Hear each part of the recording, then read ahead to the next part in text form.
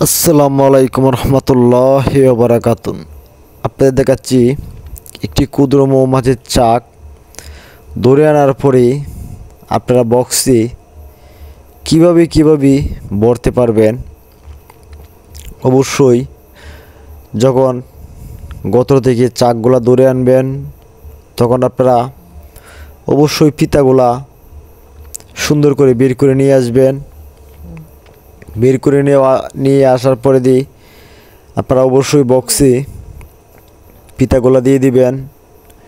আপনাদেরকে দেখানো আপনারা কিভাবে ভরতে পারবেন সেটা আরও আমি দেখিয়েছি।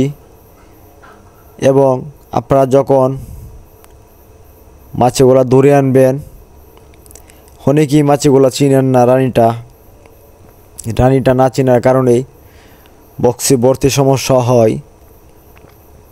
আর যারা রানিটা চিনেন তারা তো বক্সে রানিটা দিয়ে দিলে মাছগুলা অটোমেটিকই ঢুকে যায়। কিন্তু আমি আপনাদেরকে এইভাবে ভিডিওটা দেখানোর কারণ হলো, এটার মধ্যে অবশ্যই কারণ আছে। কারণটা হলো আমাদের বাড়িতে আপনারা জানেন আমরা 3 জন বন্ধু এই মৌমাছিগুলা লালন পালন করি। আমাদের 3 জনের বাড়িতেই মৌমাছির বক্সের অভাব নাই। সেজন্য আমরা যে কোনো জায়গায় মৌমাছিগুলো এনে বাড়িতে এলোমেলোভাবে ছেড়ে দিতে পারি না।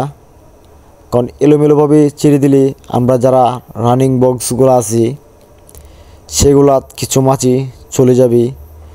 আর যখন কিছু মাছির সংখ্যা চলে যাবে তখন আমাদের অন্য বক্সের সমস্যা হবে, যে মাছিগুলো যাবে তাদেরও সমস্যা হবে। কারণ তারা মারামারি লেগে যাবে।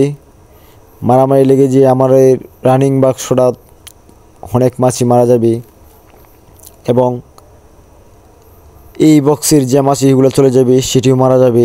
সেজন্য আমরা এভাবে বড়াটা আপনাদেরকে দেখাচ্ছি না। অবশ্যই কীভাবে ছোটা বড়ি সেটা দেখেছি। দেখেন বক্সটার মধ্যে যখন কিছু সংখ্যা মাছি দিয়েছি, আসলে রানিটা আমি আটকিয়ে দিয়েছি।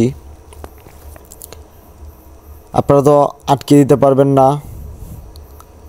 আর আমরা সব ধরনের জিনিস ব্যবহার করি, শুধু রানিটা আটকানোর জিনিস বানিয়ে আমরা ব্যবহার করি। সেজন্য যত রানিটা আটকানো আছে স্মেল দিচ্ছে না, সেহেতু আমরা কিছু সংখ্যা মাছি মুখে দিয়ে দিব।